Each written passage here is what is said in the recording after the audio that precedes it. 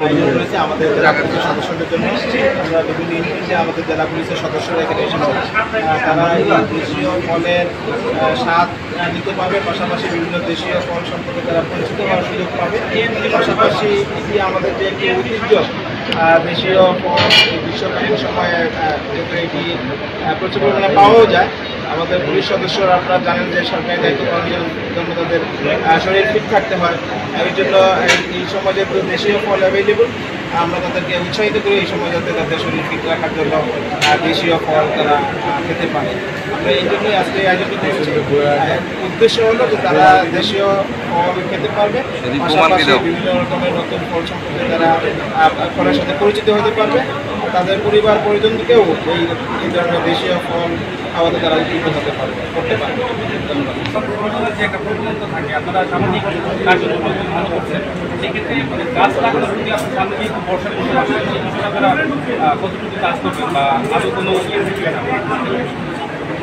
ধন্যবাদ। আমরা বৃক্ষরোপণ আমরা করছি। এই সময়ে আমাদের বিভিন্ন পুলিশের যে সমস্ত থাকার জায়গা আছে সেখানে আমরা বিভিন্ন খনিজ বৃক্ষ লাগাচ্ছি। পাশাপাশি যে সমস্ত ফলের গাছ আমরা হারিয়ে যাচ্ছে আমাদের, আমরা বিভিন্ন সময় কিন্তু অনেক ধরনের ফল আমরা এখন আর খুঁজে পাই না। আমরা চেষ্টা করছি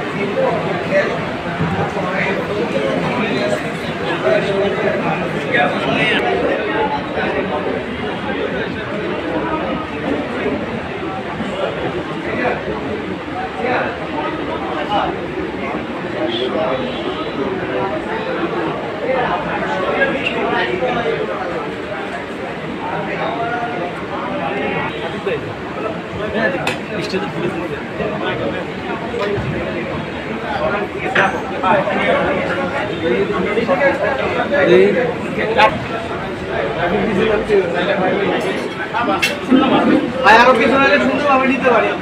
পিছনে না পিছনে না